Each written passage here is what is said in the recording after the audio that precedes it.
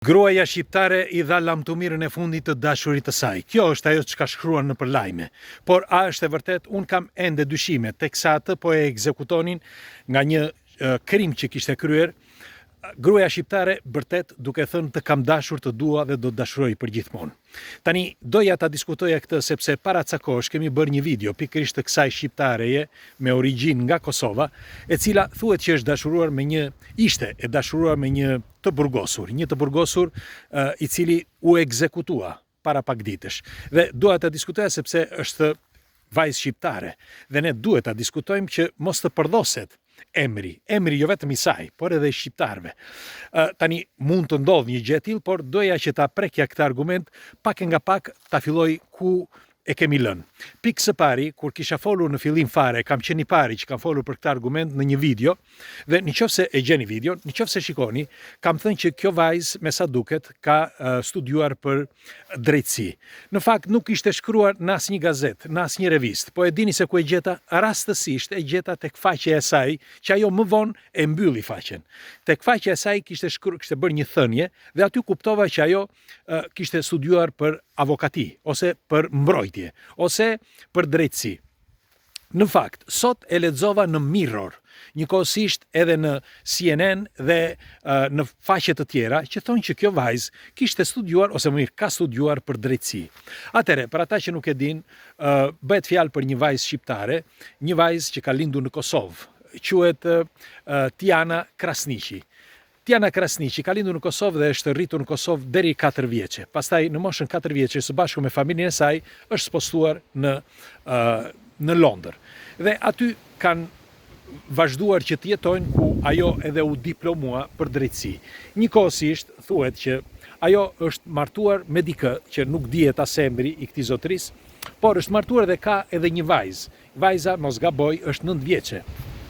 Dhe Tiana e tregon, në fakt e kishte shkruar edhe më përpara kur kemi bërë këtë video, pra që ju thash më përpara, e kishte shkruar që I mungon shumë. Ka disa gjëra të vogla, pikërisht në këto fjalë të vogla që kupton që ka diçka pas kësaj historie. Atëherë, për mendimin tim, unë do t'ju them një herë fillimisht çfarë thuhet nëpër gazeta dhe çfarë ka ndodhur para pak ditësh. Kush është rastisht nëse nuk e keni bërë ende, lidhuni me këtë faqe të shihemi sërish dhe faleminderit që jemi për herë bashkë. Atëherë, Tiana Krasniqi, siç ju thash, ka studiuar për drejtësi dhe teksa po hulumtonte për drejtësinë amerikane që sipas saj nuk është perfekte, ajo vuri re në një çështje të ndodhur nga 2 të rinj. Nga ky James, që nuk e mbaj mend mbiemrin, Brodnax, 37 vjeç dhe kushuriri I tij, që sipas gjasave, këta kishin shkuar në një studio për këngëtar dhe aty u vran 2 njerëz. Dhe sipas gjasave, nuk ka telekamera, nuk ka dëshmitar, por sipas gjasave, pasi I kapën, ky, pra James, mori përsipër fajin. Dhe duke marrë përsipër fajin, detyrimisht akuza ishte e rëndë dhe e dënuan me vdekje. Mirë po, kjo çështje ka ndodhur në vitin 2008, pra vrasja. Dhe me kalimin e kohës ai pas një viti, kur I dhan dënimin me vdekje, ai I kërkoi kushëririt e tij që të thoshte të vërtetën. Në fakt, kushëriri I tij tha që nuk e ka bërë ai krimin, ç'është e vërteta e bëra unë, por duke mos patur asnjë problem me shtetin, Jamesi, dhe për më tepër duke qenë pak më I madh, më tha do ta marr unë përsipër. Tani, në bazë të ekspertizave, kanë gjetur edhe ADN, pra gjak të Jamesit.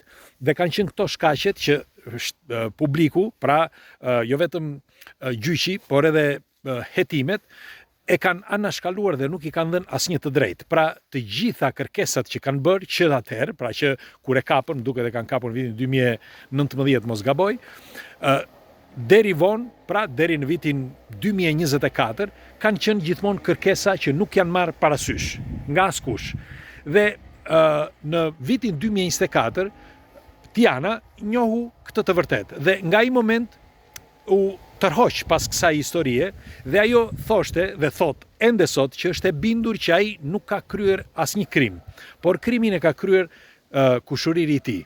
Në fakt që kur e mori përsipër këtë hetim, pra hetim nga vetvetja, nga kërkimet që bëri dhe pastaj kur foli me të, sepse foli nëpërmjet telefonit përpara se të shkonte në Houston, Ai në Houston, kurse vajza shqiptare Tiana në Londër, pra jetonte në Londër dhe jeton ende në Londër. Dhe sipas gjasave, ajo në vitin 2024 u mundua që të vihesh në kontakt dhe pastaj si thuhet tani u dashurua me të. Unë nuk mendoj që është e dashuruar, megjithatë, e zëm që është dashuruar. Dhe ajo e mori përsipër që ta zgjidhte këtë problem. Në fakt, si do ta bënte publik këtë gjë. Megjithatë ajo shkoi në Houston, në një disa muaj mori një shtëpi pranë burgut dhe filloi që të jetonte aty, u takuan shpeshherë. U takuan, por jo fizikisht, vetëm nëpërmjet xhamit. Ajo thot, pra në deklaratat e saj që unë mbaj rrobat e tij, thoshte që të m'japin kurajo sepse unë e di që nuk ka bërë asgjë etj. Pra për të gjitha këto deklarata që ka bërë, shumë gazeta, madje edhe shqiptare, flasin që ajo ka qenë dhe është ende e dashuruar me të. Tani, ç'është e vërteta, ekzekutimi do të bëhej në prill dhe para pak ditësh u krye ekzekutimi më datën 30 prill. Në datën 14, mos gaboj, prill, u martuan. Pra u martuan të dy, kjo me të, ndoshta për ta shpëtuar nga vdekja. Mirë po, dënimi ishte marrë dhe u ekzekutua, siç u thash, në datën 30 prill, në mbrëmjen e 30 prillit, dhe i injektuan një helm vdekjeprurës, dhe kështu që James Broadnax nuk jeton më. Dhe ajo teksa ishte aty, sepse tregohet që ka qenë prezente në momentin që e kanë ekzekutuar, ajo teksa ishte prezente ka përtitur, unë të dua dhe do të dua për gjithmonë. Gjatë kësaj kohe, gjatë hetimeve ose gjatë kërkimeve dhe kërkesave që ka bërë kjo vajzë, pra duke qenë e diplomuar në drejtësi, tregohet që nuk janë marrë asgjë përsipër. Pra nuk është bërë asnjë hetim i dyfisht, por vetëm ai hetim ka mbetur ashtu siç ka mbetur dhe i dhanë dënimin ashtu siç vendosën. Pra nuk kanë parë në qoftë se është e vërtet apo nuk është e vërtet, tani unë nuk dua të futem në këto detaje, po them thjesht ato çka deklarohen nëpër gazeta. Dhe Tiana është ende në Amerikë, siç u thash dhe më përpara, vajza e saj me bia e saj që është 9 vjeçe, gjendet ende në Londër, jeton me tatin, nuk dihet se kush është, pra sepse nuk thuhet publikisht, por me sa kuptova, ajo po kërkon ende drejtësi, ndonse Jamesin e ekzekutuan. Tani, ekzekutimi si thash në datën 30 dhe kanë kaluar pak ditë, unë shpresoj që të kemi informacione të tjera, sepse më vjen keq nga një anë, dikush e qorton, dikush edhe kritikon rënd, duke vendosur edhe epitete të ndryshme kësaj vajze, por duhet keni parasysh një gjë, është shumë e thjeshtë që të gjykosh dikë. Shumë e thjesht. Zemra jon dhe mendja jon është kaq e brish sa që nuk e keni iden. Unë nuk dua të mbroj askënd, nuk e njoh Tianën dhe nuk më takon që të gjykoj dikë fare. Por them që mendja e njeriu është kaq e brish sa që nuk e keni iden. Ne ndoshta nëse i keni vënë re gjatë jetës son, po ta shikoni brenda secilit prej nesh, jemi dashuruar me dikë që pastaj jemi penduar vite më vonë. Themi, ç'e ishte ajo? Ose edhe nëse nuk jemi penduar, nuk ka patur asnjë rilevancë ajo dashuri apo ai moment me atë njeri. Ose anasjeltas, kemi anashkaluar disa njerëz që na kanë dashur marrëzisht dhe ne i kemi trajtuar si mos më keq. Pse e them këtë? Sepse mund t'i ndodh kujdo. Mund të jetë e vërtet që Tiana të jetë dashuruar. Ndonse ajo, jam i bindur për këtë, digjet brenda vetes për vajzën që ka lënë në Londër, njëkohësisht edhe për vdekjen e këtij zotërisë, sepse duhet të dini dhe diçka, ndodhin edhe fatkeqësi. Ky zotëria ndoshta edhe nuk ka vrarë, por edhe sikur të ketë qelluar ky, sikur të ketë shtën ky, mundet që të ketë qenë edhe aksidentale. Mundet që edhe për një moment raptus të gjithë dhe mund t'ju ndodh. E di që dikush nga ju do thotë çfarë, çmendet ti na dirtuar që dikush ka vrarë njërin e tij, nuk po jap të drejtë, po them që ndodh. Pra ndodh në çdo drejtim dhe për këdo. Kështu që është kaq e vështirë që të gjykosh në vendin e tij. Është shumë e vështirë. Ndaj duhet respekt në radhë të parë, por duhet edhe kuptuar në këto momente, qoftë Tiana, qoftë ai që bëri që për fat keq mbaroi jeta e tij, sepse 37 vjeç, dhe që gjitha ato vite kaloi në burg, por vdiq 37 vjeç. Çfarë mund të thuash për një gjë të tillë. Jeta e tij mori fund. Dhe nuk është vetëm ky, sepse ndodh pothuajse për ditë ndodhin shumë fatkeqësira. Por doja t'ju thoshja këtë histori sepse pikërisht pra, për shembull, ajo që ju thash video e mëparshme që kisha bërë, nuk është se jam kush e di se çfarë, por kur thash që kjo vajzë pra ka studiuar për drejtësi, mira komente ishin vetëm për këtë. Ku e diti ajo është ça thua që janë këto budalle që është pa shkollë, apo ku e di unë, apo thoshin që kjo është vetëm një nga ato rrugëve. Nuk është kështu. E para njërë që ja pas kam të drejtë që ajo kishte studiuar dhe ka studiuar për drejtësi.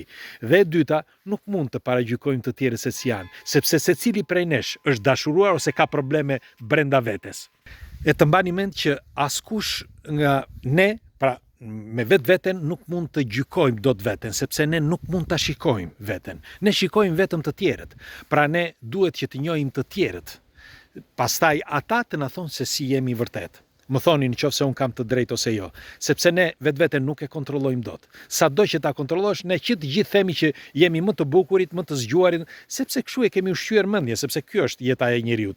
Është vetëm shpresë. Dhe unë them që në këtë rast, pra rasti i kësaj vajze nga Kosova, është i veçantë, por njëkohësisht edhe i dhimbshëm. Ju çfarë mendimi keni për këtë argument dhe për këtë histori vërtet të hidhur? Pres komentet tuaja dhe shpresoj që kjo vajzë, shpresoj që të kaloj rastësisht dhe të dëgjoj këto videot që bëjmë ne këtu së bashku, dhe shpresojmë që të më shkruaj mua, ndoshta privatisht apo edhe publikisht këtu, dhe të na tregoj më shumë, sepse duke u shprehur, pra duke e nxjerr atë që ke brenda, padyshim lirohesh, sepse është një trupi ynë është një kontenitor, një si mund të quhet, një vazo, okay, i mbushur plot me probleme, me sodisfaksione, me punë, me strese, me çdo gjë.